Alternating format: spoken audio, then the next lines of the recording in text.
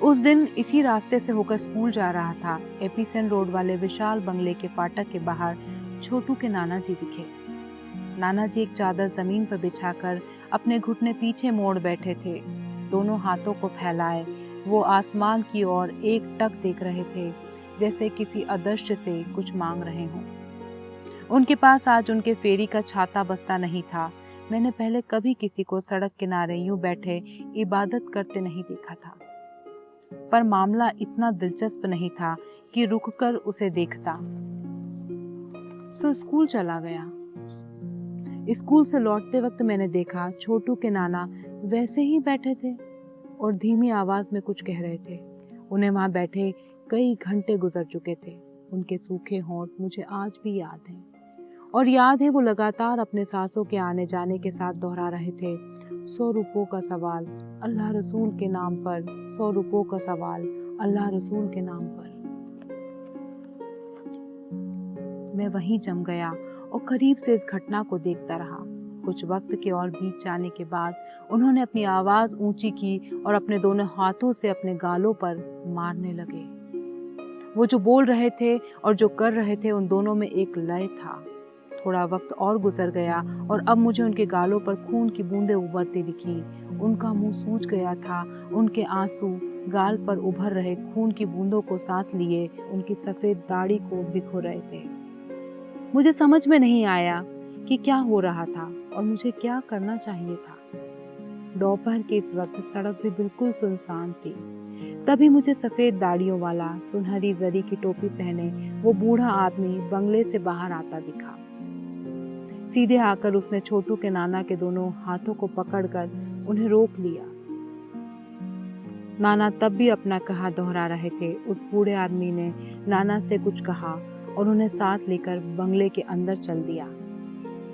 मैं छोटू के नाना की दरी उठाकर बंगले के अंदर उन्हें देने गया था। देखा, बंगले का मालिक एक तौलिए से छोटू के नाना का चेहरा पोंछ रहे थे। मैं छोटा था, पर इतना समझने में देर नहीं लगी कि छोटू के नाना का 100 रुपयों का सवाल का मसला निबट रहा था। मैं घर लौटकर पूरी बात अम्मा को बता रहा था। अम्मा ने कहा, चलो, शायद छोटू का मकान जो बाढ़ में बह गया था उसके नाना अब फिर बना लेंगे। इस घटना के बाद फिर कभी मैं छोटू से नहीं मिला। कक्षा 3 पास कर मैंने लखनऊ छोड़ दिया और कानपुर चला आया। हमने कई बार उस बच्चे को याद किया जो हमारी यादों में छोटू ही बना हुआ था। पर एक दिन मैं भी इतना बड़ा हो गया कि पढ़ाई खत्म कर मेडिकल रिप्रेजेंटेटिव की नौकरी लेकर कानपुर छोड़ दिया। नौकरी के सिलसिले में मुझे पूर्वी उत्तर प्रदेश के कई जिलों में रहना पड़ता है। तब मैं बनारस में था और मेरे इलाके में जिला मोमिनपुर भी आता था। अपने पहले दौरे पर जब मैं मोमिनपुर पहुंचा तो लेडी डॉक्टर नुसरत अहमद के बारे में बहुत कुछ सुना था। मोमिनपुर जैसे छोटे और पिछड़े जिले में किसी MRCOG का होना 80 के दशक में ही नहीं बल्कि आज भी बड़ी घटना मानी जा सकती है। उससे भी बड़ी अचंभित करने वाली बात थी कि डॉक्टर नुसरत के शौहर डॉक्टर यासीन अहमद खुद भी एक MRCP थे। अफवाह ये भी थी कि डॉक्टर नुसरत बेहद खूबसूरत थी, लिहाजा उनके शौहर डॉक्टर यासीन अहमद उनसे मेडिकल रिप्रेजेंटेटिवों से मिलने नहीं देना चाहते थे।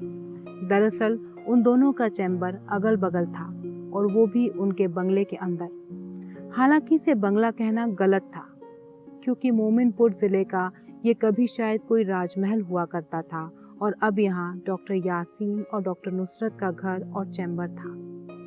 इस मकान में कितने कमरे थे, कितने नौकर चाकर थे, कितनी गाड़ियाँ और कितने ड्राइवर थे, ये सब हम मेडिकल रिप्रेजेंटेटिवों की गलचौर का विषय हुआ करता था।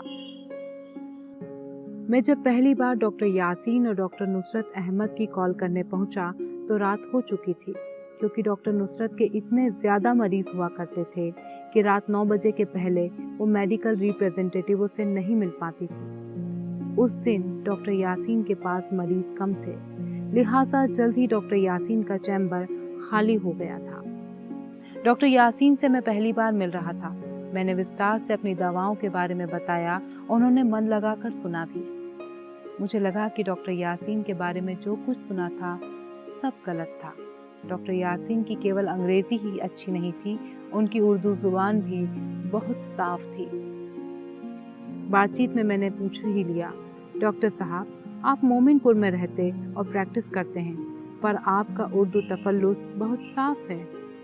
इस इलाके की जुबान पर भोजपुरी का असर ज्यादा है, लगता है आप यहाँ के नहीं हैं। नहीं, मैं लखनऊ का हूँ, मैं वहीं पला बड़ा हूँ।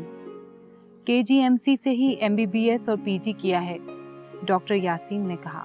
ओह, मेरा भी बचपन लखनऊ में ही बीता है डॉक्टर साहब। मेरी आवाज़ शायद डॉक्टर यासीन को कहीं आत्मीय लगी थी। उन्होंने कहा, लेट्स हैव कॉफ़ी। अपने मेज़ पर रखे फ्लास्क से 2 कपों में कॉफ़ी भरते हुए उन्होंने पूछा, कहाँ रिहाइश थी आपकी?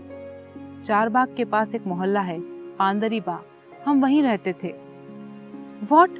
मेरा भी बचपन चारबाग के पास एपीसेन रोड में बीता है, वहीं मेरी पूरी जिंदगी ही बीती है। आपको कोई जल्दी तो नहीं है? नहीं डॉक्टर साहब, मैं तो मैम से मिलकर ही जाऊंगा, और उनके चैम्बर में इतने पेशेंट्स हैं कि आज इतनी जल्दी तो छुट्टी मिलने से रही। डॉक्टर यासीन को देखकर लगा कि बहुत दिनों बाद वो अपने किसी करीबी रिश्तेदार से मिल रहे थे। ये डॉक्टर यासीन का MRCP वाला या मोमिनपुर शहर के सबसे बड़े कोठी के नवाब साहब का चेहरा नहीं था। हम देर तक अपने बचपन के गली कूचों में खोए कंचों को खोजते रहे, तो कभी कटी पतंगे लूटते रहे। गुलाबों से ताबों वाले लखनऊ की यादों के सहारे हम मचलते फुदकते नहरिया पार, आर्य नगर, मवैया और मुन्नेलाल धर्मशाला रोड होते हुए न जाने कब एपीसेन रोड पहुंचकर उस परिचित बंगले के पास आकर मैं खामोश हो गया। पर डॉक्टर यासीन बोले जा रहे थे, मैं एक बहुत गरीब परिवार का हूँ। मेरे वालिद का मेरे बचपन में ही इंतकाल हो गया था। मेरी अम्मी और मेरे नाना ने मुझे पाल पोस कर बड़ा किया है। बचपन में न जाने कैसे नुसरत के दादाजी मुझे, मेरे नाना और मेरी अम्मी को एपीसेन वाले उनके बंगले में ले आए थे। वे इंसान नहीं, फरिश्ते थे। उन्होंने मुझे पढ़ाया लिखाया। नुसरत ने बनारस मेडिकल कॉलेज से पढ़ाई की, पर शादी के बाद उन्होंने हम दोनों को विलायत भेजा पढ़ने के लिए। बहुत साल हो गए उनको गुजरे, पर वे मेरे लिए मेरे नाना जैसे ही थे। मेरे सामने बैठा ईदगाह का हामिद कॉफ़ी पी रहा था और मेरे कानों के पास कोई फुसफुसा रहा था, 100 रुपयों का सवाल अल्लाह रसूल के नाम पर। इस घटना के बाद कई बार डॉक्टर यासीन से मिला और हर बार उनके चैम्बर के बाहर खड़े होकर मुझे मेरे मेडिकल रिप्रेजेंटेटिव के ट्रेनिंग के दौरान मिली हमारे ट्रेनिंग मैनेजर मिस्टर बख्शी की एक हिदायत याद आती रही। मेडिकल रिप्रेजेंटेटिव और डॉक्टर के बीच में एक मेज होती है। एक रिप्रेजेंटेटिव को ये बात कभी नहीं भूलनी चाहिए। शुक्रिया।